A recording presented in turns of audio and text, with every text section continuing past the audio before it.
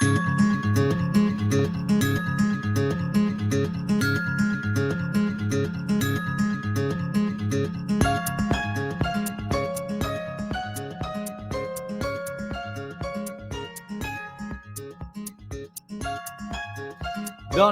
anem cap a mar, anem a la platgeta. Anem a prendre la fresca, anem a gaudir de l'aire lliure i anem sobretot a aprendre de peix, en aquest cas de crustacis, de musclos, de marisc. Anem a seguir fent allò que hem fet durant aquesta temporada i que ens ha agradat moltíssim i és connectar amb la Cristina Caparrós. Cristina, què tal? Molt bona tarda. Hola, bona tarda, com esteu? Doncs, home, animo a la gent que no ens està escoltant, que ens està escoltant i ens pugui veure, que ens vegi, perquè veurà a la Cristina Caparrós amb un entorn d'aire lliure, de sol, un entorn molt mariner, perquè darrere teu veig, si no vaig errat, xarxes de pesca, és a dir, que deus estar al moll de pescadors, un lloc així, no? Sí, en aquests moments jo estic al pati de xarxes d'arrossegament. És aquí on les embarcacions d'arrossegament, les barques d'arrossegament, sorgeixen les xarxes tots els dies del matí. Avui n'hi ha molt poquetes, hem començat a pescar fa molt poc arrossegament, però igualment és com tot un privilegi. Jo sempre dic que aquest és el meu racó preferit del moll, perquè al final, encara que a Llotja estigui tot a tope, que les barques estiguin recaparades, aquí normalment s'està tranquil·let. S'està tranquil i suposo que amb aquesta ombra que heu posat s'està fresc, perquè clar, aquí quan no hi havia ombra havia de ser un suplici, això és com una mena de desert, ara amb l'ombra molt més agradable tot, no? Sí, bueno, aquí és obligatori, finals de maig, començaments, jo crec que és mitjans de maig més aviat, ja comença a ser insuportable, passar tot el dia sorgint i llavors el que fem és aguantar aquesta ombreta fins ja a l'octubre o quan ja comencem a necessitar una miqueta el sol, però és que si no és impossible. De fet, aquí a Barcelona queden molt pocs xarxaires i a mesura que la calor va apretant, es van adaptant cada vegada més als horaris del sol, és a dir, agafar ben d'hora al matí i després para quan ja fa molta calor, 11-12 ja es mollen segons quins moments de l'any i llavors es descansa, es dina, es fa una siesta i es torna a la tarda si és necessari. Per tant, feina que es va adaptant a les circumstàncies meteorològiques. Em parlaves de les xarxes, em parlaves de l'arrossegament. Avui no parlem ni de xarxes ni d'arrossegament, perquè avui parlem dels musclos, que no Però parlem d'una cosa que, sí, encara no sé, que sí que es feia aquí a la Barceloneta i tu sabràs això també. El què? Els musclos. Ara no en tenim de musclos. Bueno, sí, havia les muscleres de la Barceloneta que van desaparèixer i que molta gent no coneix, les muscleres de la Barceloneta. Exacte. De fet, és molt a prop d'aquí i per això volia intentar una mica seguint el passeig, el que ara se'n diu el passeig Joan de Borbó, que tradicionalment es deia el passeig nacional. Al final de tot teníem el rompeoles, el trencaones, i llavors es podien veure totes les muscleres que pel que jo he pogut també indagar i tot, i hi havia una exposició superxula a la Casa de Barceloneta que em feia referència, havia estat la producció de musclos més important de tota Catalunya havia estat en aquest punt. I són aquests contrastos que sempre us expliquem des de la platgeta, d'estar en una gran ciutat com Barcelona i poder estar aquí tranquil·lament quan està un munt de turistes i un munt de gent anant a les platges de la Barceloneta aquí a un minut o dos. I llavors, en aquell moment, jo crec que també es passés això, que poguessin tenir muscleres. El port de Barcelona és indicatiu de la Barceloneta marinera que havíem tingut, no? I que, a més, si no vaig errat, això ho sabràs dir tu millor que jo, però les muscleres estaven situades... Havia el rompeoles, al final hi havia el restaurant Portacoeli, que era aquell restaurant on molta gent precisament anava a menjar musclos, i després del Portacoeli, que també, per cert, on s'agafaven les golondrines, més endavant era on estaven aquestes muscleres, si no vaig errat. Sí, era per allà i a més era com un passeig molt dominical, era com una tradició, s'arribava passejant fins allà, amb cotxe fins allà o amb golondrina, quan la golondrina també era un element no d'un turisme així com més puntual, sinó com una cosa a fer al cap de setmana, el diumenge. I formava part, una mica aquesta part del musclo, les petites batees estaven allà, formava part com d'aquest diumenge de vermut, d'agafar i fer una coseta que era de proximitat completament quilòmetre zero, que s'agafava i que llavors es cuinava al mateix moment. Ens expliquen que tot i tenir uns anys més de concessió, les mosqueres van parar també per temes també de salubritat, no? Va haver-hi un moment que el creixement de la ciutat, el creixement del port i que desembocava alguna coses de la ciutat i no acabaven d'aconseguir controlar-ho tot a nivell sanitari. Mai va haver-hi, del que jo sé, res greu, però que en tot cas es volia evitar que acabés passant alguna cosa.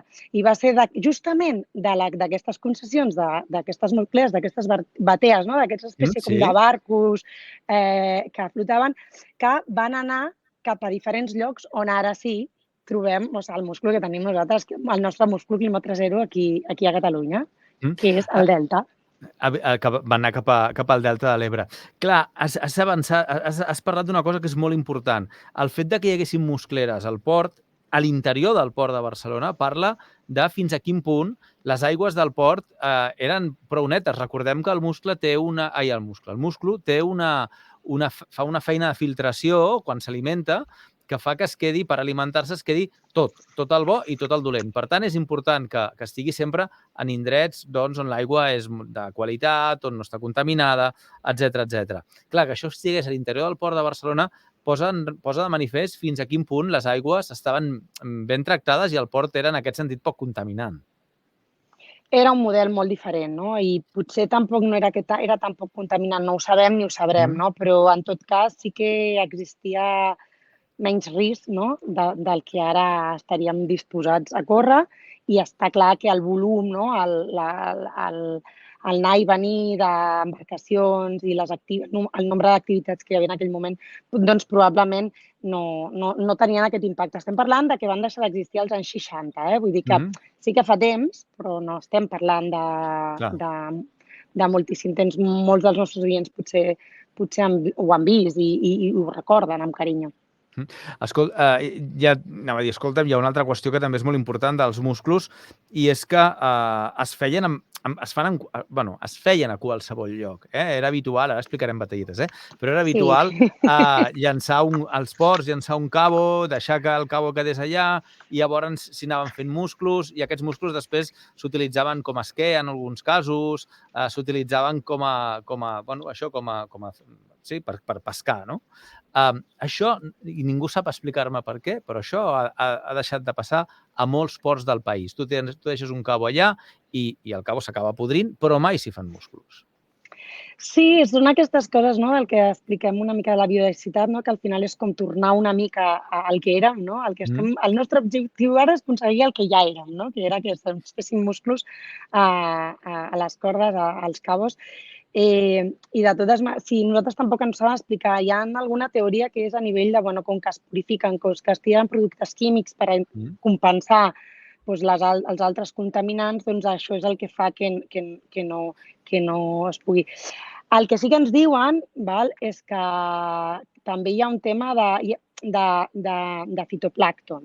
És a dir, que ja no tant en el fet de que en aquestes cordes aquí al Port de Barcelona, agafant una barca qualsevol, es crea aquest musclo, sí que va molt relacionat amb el fitoplàncton. Ens diuen que quan el musclo està òptim, és quan comença la claror, quan comença aquesta llum d'estiu, llavors comença a haver-hi el fitoplàncton, llavors és aquest l'aliment realment que fa créixer més el múscul.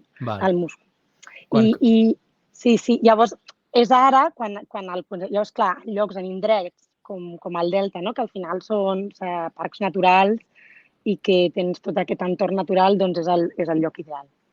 Per tant, el múscul del delta, al final, és un múscul que va migrar de la Barceloneta cap al delta de l'Ebre, probablement ja s'hi farien alguns, però és evident que es va ampliar la producció gràcies a aquesta migració que es va produir de la Barceloneta cap al delta de l'Ebre, en aquest cas cap a la Ràpita, tota aquella zona de per allà baix.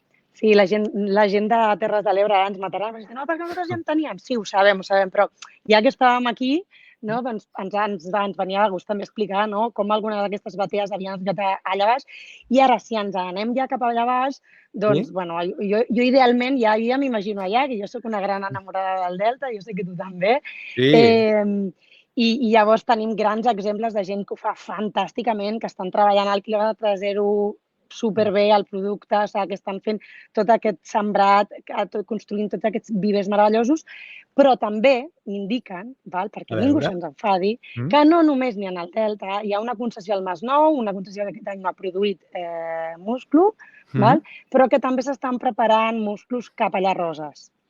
Llavors, jo crec que això són bones notícies al final, no? Perquè sí que tenim una denominació d'origen, un delta no molt reconegut, del que estem molt orgullosos i orgulloses i que el defensem moltíssim com a origen reivindicat del musclo, però ja que tenim un mar que ens permet fer aquesta cria, que abans era a tot arreu o d'una manera molt més natural, doncs està superbé que puguem trobar models de cultiu d'una cosa tan bona, tan fàcil, tan barateta, al final, que ens pot aportar tanta vitamina, tant mineral, i que podem tenir-lo al llarg de la costa catalana. Veurem com evolucionen aquestes muscles. De moment, les que sabem que van a ple rendiment són les del Delta, però estem esperant aquestes també de Roses i veure si de Masnou hi ha producció.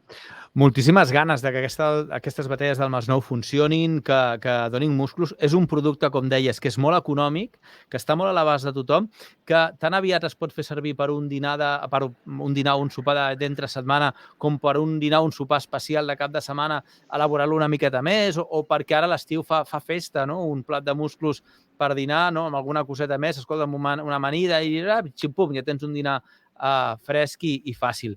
Aquí coneixem els musclos al vapor, els musclos a la marinera, els musclos amb maionesa i amb llimona. No se'ns acudeix massa... Ui, jo avui feina he tingut per triar, però ja dic, però un producte, jo crec que la gran diferència, i això li haig d'agrair a la meva amiga Johanna de Cormar, de Musclos Cormar, que és una gran apassionada i que tracta el múscul amb una qualitat, que tenen diferents segells de qualitat, em deia, bueno, però és que és el sabor, és el color, és aquesta manera que et trasllada a mar. Menjar un musclo és com recordar el mar. És a dir, que si estem un dia lluny del mar o estem treballant i tenim ganes d'anar al mar, què més que menjar-nos un musclo, per tenir aquest record. I jo feina he tingut, per trobar. T'ho dic molt seriosament, perquè jo venia amb diverses coses al cap. Una que era, jo ja saps que a mi em va molt el tema de l'aprofitament i la calor, i una era, podem aprofitar el musclo per més coses de les que ens pensem. I darrerament, en els sopars aquests que fem en el Museu Marítim l'altre dia, també vam fer un gazpacho amb musclo, o sigui, un gazpacho normal. Sí? Exacte. De sempre, Gazpacho normal. Recepta. Jo no soc una crac de fer el gazpacho, no us l'explicaré jo, però si voleu us envio la meva recepta així. Però bueno, un gazpacho normal. Però abans de servir-lo en el platet, hi posem els musclos. Hi posem inclús si tenim allò que ens ha sobrat algun saitonet en vinagre, allà enrotllant-xetes, i si volem, el típic d'un trosset de cebeta, un trosset de tomàquet, el que hi posem normalment. Però llavors el servim.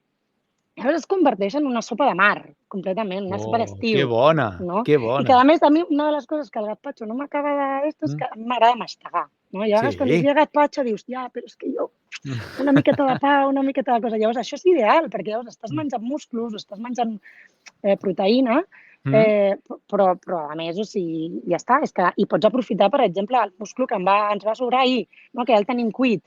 Doncs et fas aquest tàper, el deixes a la nevera i el dia següent fas en el plat, poses el musclo en el plat, poses el gazpacho i ja està. Aquest, fàcil. Home, molt fàcil. Substituir els cuscurros de pa per musclos, és una mica la proposta, no? En comptes de pa, I a més que quan anem a tabalades, tenim calor, és un fet. Perdoneu. Què més? A veure. Una altra opció que us donava, hi ha l'adaptació del musclo al vapor i tot això, que sempre hi ha l'opció d'internacionalitzar-lo, que és posar-li patates fregides. Home, això és molt belga. Aquesta també és molt belga. I jo recordo arribar allà i pensar, vols dir? Però està boníssim. Si et fas un plat de patates, i fas el musclo al costat i és un no parar. Sí o no? Sí. A més, lliga molt bé, i no em preguntis per què, però lliga molt bé. Però no ho diries. És una cosa que dius, això no m'acaba d'enganxar, però sí, proveu-ho. proveu perquè és fantàstic. I a més també tens aquesta cosa, a mi em serveix amb els nens, no? Que et diuen, sí, bueno, musclos ja, però dius, però ho farem amb patates. I et diuen, vale, perquè has d'anar controlant que sigui patata, múscul, perquè si no se'ls mengen les patates. I ara et diré una altra cosa. La maionesa lliga molt bé amb les dues coses, amb la qual cosa ja és, saps, màxim. Exacte. I la final, la que ja us porto així del meu amic Raül, que és un clar, és fer una crema de musclos. Sí? Que així seria com la... Sí. Sí, això jo ho he tastat perquè el meu amic Raül és un crac en aconseguir que fer aquestes coses, no? Que són com normals, que les pot fer tothom, amb tots els hidrolats, però molt diferents. I si voleu us puc passar la recepta concretament. Però es tracta de fer una crema, però fer-la amb musclos. És a dir, netegem, afegim una mica de suc de llimona, coem els musclos, separem l'aigua. És molt important que quan obrim el musclo, si després volem utilitzar l'aigüeta, després l'hem de colar. Recordeu que sempre queda, encara que els netegem, jo els netejo, els rasco, els hi trec l'algueta aquesta i tot, però igualment sempre alguna queda. Llavors, l'aigua aquesta d'obrir el musclo és boníssima per fer un munt de coses, però sí que l'hem de colar, perquè res ens molesta més que després aquell crec-crec, no? Això no ens agrada. Sí, sorreta. Exacte. Llavors fem com un sofregiat, com si féssim una crema normal, que aquí el Raül ens recomana fer-la sobretot amb porros i alls tendres, per exemple. I també podem posar alguna pastaneta o alguna cosa, un fonoll, una ceba, i fem la bresa. Llavors la fem amb l'oli i llavors li tirem l'aigüeta com fem com un caldito, una bresa normal. I després el que fem és just al final li afegim els musclos, que ja es puc passar després les quantitats, ho coem una miqueta, ho triturem i boníssim. Això sí, sempre ens guardem 2 o 3 musclos per sobre. Per això jo que sempre que et dic una miqueta de mossegar. Exacte.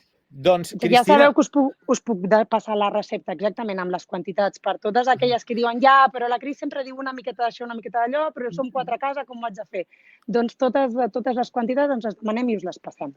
Doncs les tindrem penjades al web de la Platxeta, busqueu-les, i al web del Far, ho linkarem tot perquè estiguem tots comunicats i, per tant, des d'una banda puguem viatjar cap a l'altra i puguem fer aquesta crema de musclos.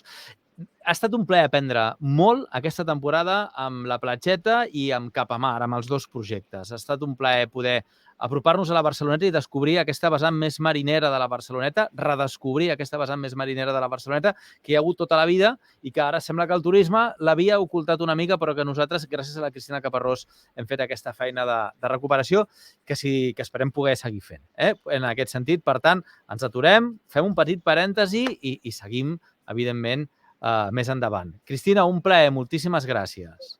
Jo agrair-vos molt per aquesta temporada, esperem poder continuar amb aquesta tasca, que ens encanta portar-vos aquesta miqueta i que tothom descansi molt a l'estiu, agafar moltes forces i salut i molt bon peix.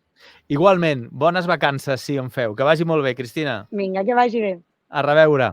Doncs amb la Platxeta, amb el Capamar, amb la Cristina Caparrós hem après molt. Busqueu els llocs webs i gaudiu de l'estiu amb peix de proximitat.